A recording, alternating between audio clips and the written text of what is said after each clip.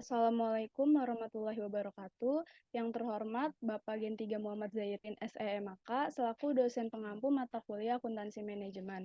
Perkenalkan kami dari kelompok 4 kelas B1 manajemen. Di sini kami akan memaparkan hasil diskusi kami terkait The Balance Scorecard untuk PT Astra International Tbk.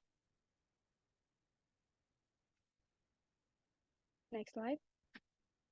Sebelum kami memaparkan hasil diskusi kami, izinkan saya selaku moderator untuk memperkenalkan anggota kelompok 4 terlebih dahulu. Yang pertama itu ada Afia Aulia, yang kedua ada Hakim Nur Rahman, yang ketiga ada Saskia Aulia, saya sendiri, yang keempat ada Yoselin Pardosi, dan yang kelima ada Tubagus Alfarid. Nah, berikut ini merupakan beberapa topik yang akan kami bahas pada presentasi kali ini. Yang pertama itu ada company profile dari PT Astra International Tbk, mulai dari visi dan misi, moto, cita-cita, filosofi, dan juga struktur organisasinya. Yang kedua ada strategi map, dan yang ketiga ada the balance scorecard, mulai dari financial, customer, internal business process, dan juga learning and growth perspective. Nah, yang pertama itu kita akan membahas terkait dengan company profile dari PT Astra International Tbk sendiri. Jadi, PT Astra International Tbk ini berdiri di Jakarta pada tahun 1957 sebagai sebuah perusahaan perdagangan umum atau perusahaan industrial dengan nama Astra International Inc. Grup Astra merupakan salah satu perusahaan terbesar di Indonesia yang sahamnya sudah tercatat di Bursa Efek Indonesia sejak tahun 1990 yang terdiri atas 270 anak perusahaan, Ventura bersama, dan perusahaan asosiasi yang didukung oleh sekitar 200.000 karyawan. Lalu grup Astra ini memiliki 7 segmen bisnis inti, yaitu otomotif, jasa keuangan, alat berat, pertambangan, konstruksi dan energi, agribisnis, infrastruktur dan logistik, teknologi informasi, dan juga properti. Next. Nah, ini ada moto, cita-cita, dan juga filosofi dari Astra. Motonya itu ada per aspera ad astra, yang artinya through difficulties to reach a star. Cita-citanya to prosper with the nation, dan juga Astra punya filosofi yang disebut dengan catur dharma, atau yang biasa jadi nilai dan budaya di perusahaan ini, yaitu menjadi milik yang bermanfaat bagi bangsa dan negara, memberikan pelayanan terbaik kepada pelanggan, menghargai individu dan membina kerjasama, serta senantiasa berusaha mencapai yang terbaik.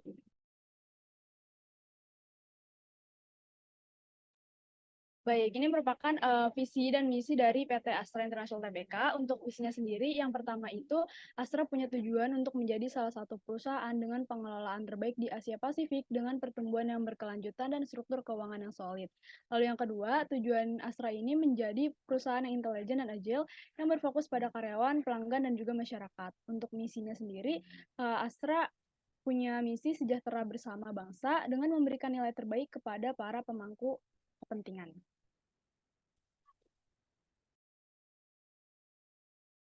Berikut ini ada struktur organisasi dari PT Astra International Tbk per 31 Desember 2022. Di sini ada Board of Commissioner yang di bawahnya ada Executive Committee, Audit Committee, Nomination and Remuneration Committee. Lalu di bawah BOC ini ada BOD, Board of Director, yang Presiden Direkturnya itu Joni Budianto Condro.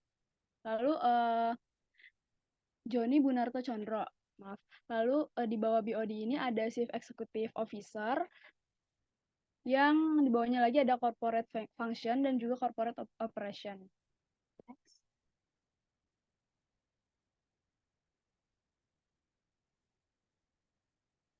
Next. Nah, lalu di sini ada struktur organisasi yang dimana di bawah CEO ini ada beberapa group of business di Astra, yaitu Astra Motor, Astra Logistik, lalu ada Astra Property, Astra Financial, Astra Heavy Equipment, Mining, lalu ada construction dan juga energy value chain, ada Astra Agribusiness, Astra Infrastructure, dan juga Astra Information Technology. Lalu di Astra ini, di bawah CEO juga ada Koperasi Astra Internasional, Dana Pensiun Astra, dan juga ada Astra Foundation. Astra Foundation ini terdiri dari 3, yaitu Yayasan Pendidikan Astra Michael de Ruslim, Yayasan Dharma Bakti Astra, dan juga Yayasan Astra Bina Ilmu. Next slide. Nah, baik. Untuk materi kedua yaitu strategi map. Strategi map merupakan representasi visual dari strategi organisasi yang menunjukkan hubungan sebab akibat antara komponen strategi organisasi. Nah, strategi map ini bisa memberikan kemudahan bagi perusahaan untuk melihat strategi-strategi yang tepat untuk meningkatkan laba atau keuntungan perusahaan.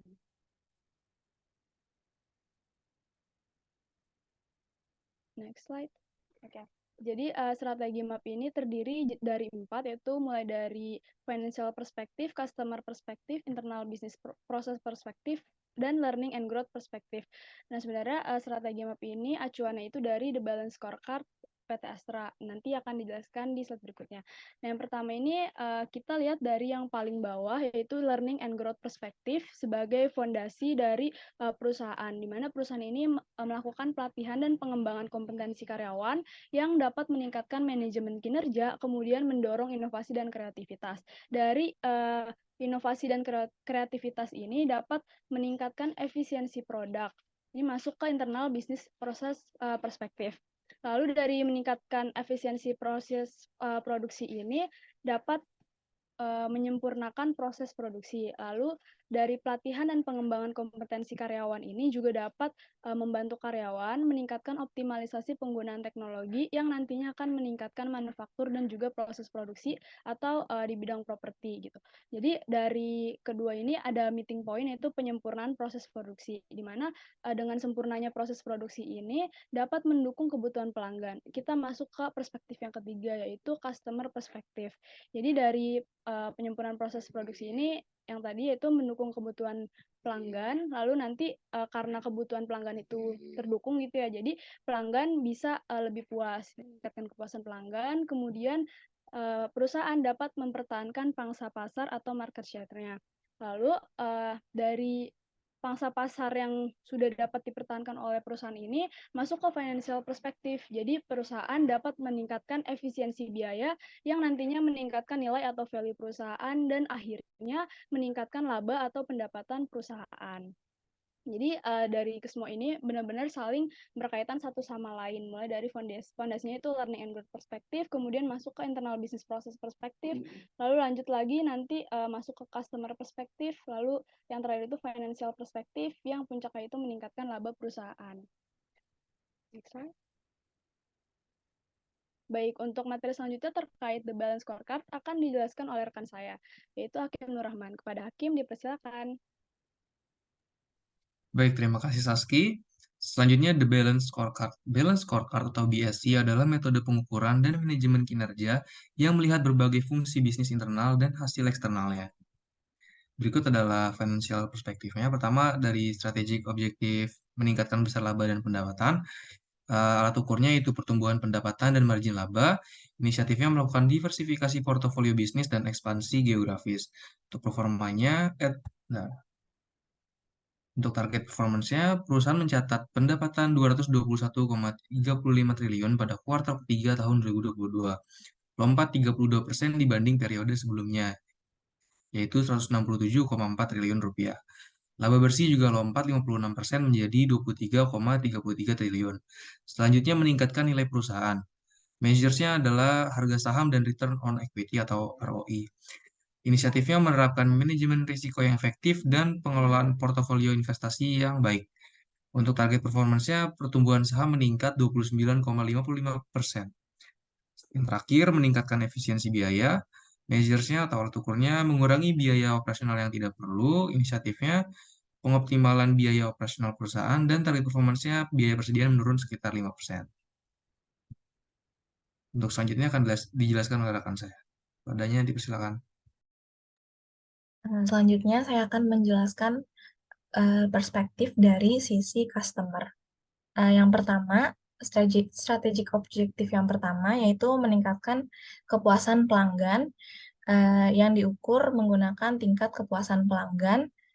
Kemudian inisiatifnya meningkatkan produktivitas dan efisiensi serta menciptakan dan meningkatkan value add atau nilai tambah. Target performance-nya Astra meraih penghargaan dari Indonesia Customer Satisfaction Award pada tahun 2016 dan Indonesia Customer Satisfaction Survey tahun 2016. Strategic objektif yang kedua yaitu mendukung kebutuhan pelanggan yang diukur menggunakan tingkat first response time pada customer service dengan inisiatif memperkuat layanan digital yang mudah diakses oleh pelanggan. Kemudian target performance yang sudah dicapai yaitu tingkat first response time pada customer service ini meningkat hingga 90%. Kemudian strategic objektif yang ketiga yaitu mempertahankan pangsa pasar atau market share yang diukur dengan tingkat pangsa pasar atau market share dengan inisiatif pengembangan produk yang menarik minat pelanggan sekaligus ramah lingkungan. Kemudian target performance-nya, tingkat market share-nya ini stabil dari tahun sebelumnya, yaitu sebesar 55% secara keseluruhan.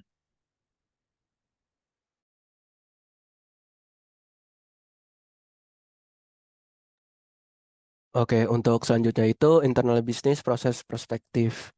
Jadi untuk yang pertama strategi objektif. Jadi pertama itu mengoptimalkan penggunaan teknologi dalam proses produksi. Lalu berikutnya itu measures. Jadi adanya peningkatan dalam penggunaan teknologi atau sistem informasi SAP dalam seluruh kegiatan produksi. Lalu inisiatifnya itu pertama menyusun dan mengembangkan rencana pemulihan bencana untuk memastikan ketersediaan dan pemulihan SAP dalam proses produksi. Lalu yang kedua itu mengelola infrastruktur teknis untuk mendukung sistem SAP seperti server, jaringan, dan komponen teknis lainnya, serta bertanggung jawab atas instalasi konfigurasi dan pemeliharaan basis data SAP dalam kegiatan produksi. Lalu target performance-nya itu jadi perusahaan Astra mencatat bahwa peningkatan kontribusi dari pengoptimalan teknologi berupa alat-alat yang dibutuhkan dalam produksi itu tercatat meningkat hingga 80%. Nah, lalu yang kedua itu strategi objektifnya itu menyempurnakan proses produksi. Nah, lalu misurnya itu tercapainya standar operasi nasional dan internasional. Lalu berikutnya inisiatifnya yaitu PT Astra melakukan perbaikan sarana dan prasarana produksi. Lalu kedua itu menyempurnakan prosedur kerja produksi. Lalu yang ketiga itu standarisasi beberapa SOP plan. Lalu berikutnya itu menawarkan produk yang berkualitas guna meningkatkan nilai pelanggan. Lalu yang terakhir itu menciptakan kualitas produk dan jasa dalam rangka memenuhi harapan pelanggan. Lalu untuk target performance-nya yaitu pasar stabil sebesar 55%. Lalu dijelaskan juga meningkat 23% yaitu laba bersihnya. Oke, slide berikutnya. Nah, untuk strategi objektif yang ketiga itu meningkatkan manufaktur dan proses bisnis. Lalu misurnya itu pengembangan dalam meningkatkan efisiensi proses pengembangan properti. Lalu berikutnya itu inisiatifnya yaitu berupa memperkenalkan teknologi konstruksi terkini dalam standar kualitas tinggi. Lalu berikutnya itu meningkatkan efisiensi dan efektivitas dalam pengelolaan aset properti. Lalu yang terakhir itu meningkat nilai aset dalam properti. Lalu untuk target performance-nya yaitu tercapainya peningkatan kualitas properti hingga 90%. Lalu strategi objektif yang keempatnya itu meningkatkan efisiensi produksi. Jadi untuk measures-nya itu seberapa baik peralatan produksi digunakan selama periode waktu tertentu. Lalu inisiatifnya itu PT Astra melakukan penurunan persentase kegagalan proses produksi dengan melakukan pelatihan yang sesuai dengan kebutuhan. Lalu yang kedua itu merencanakan proses produksi yang efisien antara persediaan bahan produksi, pemeliharaan mesin, dan juga SDM. Lalu untuk target performance-nya itu PT Astra tercatat meningkat mencapai 68%. Untuk slide berikutnya akan dijelaskan oleh rekan saya, kepadanya dipersilakan. Selanjutnya ada learning and growth perspective. Nah, untuk strategi objektifnya itu meningkatkan pelatihan dan pengembangan kompetensi karyawan. Untuk alat ukurnya itu jumlah karyawan yang mengikuti pelatihan per tahun, terus persentase keberhasilan karyawan yang menyelesaikan pelatihan dan pengembangan kompetensi. Nah, untuk inisiatifnya itu yang pertama mengembangkan program pelatihan yang komprehensif berdasarkan kebutuhan karyawan, yaitu salah satu programnya itu adalah Astra Attachment Program atau APP. Nah, yang kedua meningkatkan aksesibilitas pelatihan online dan sumber belajar mandiri. Nah, untuk target performance-nya itu yang pertama meningkatkan jumlah karyawan yang mengikuti APP mencapai 89%. Yang kedua meningkatkan tingkat keberhasilan karyawan dalam menyelesaikan pelatihan mencapai 90%.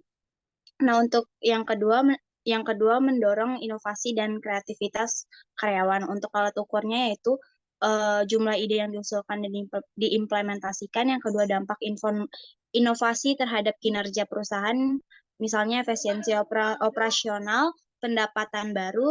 Untuk inisiatifnya yaitu membuat platform atau mekanisme untuk mengumpulkan ide-ide karyawan. Yang kedua mendorong kolaborasi lintas departemen untuk menghasilkan ide-ide baru. Dan untuk target performance-nya itu meningkatkan jumlah ide yang diimplementasikan sebesar 20% dari tahun sebelumnya.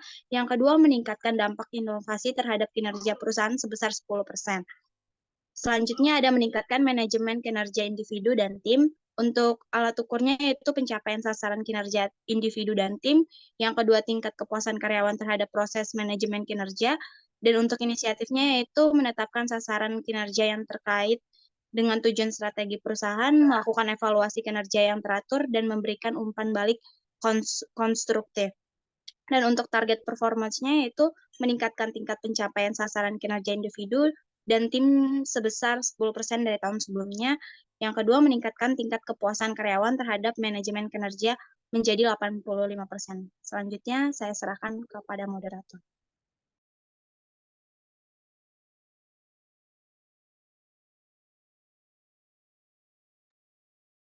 Baik, terima kasih rekan-rekan semuanya. Sekian presentasi yang dapat kami sampaikan terkait the balance scorecard untuk PT Astra International Tbk. Kurang lebihnya mohon maaf. Wassalamualaikum warahmatullahi wabarakatuh.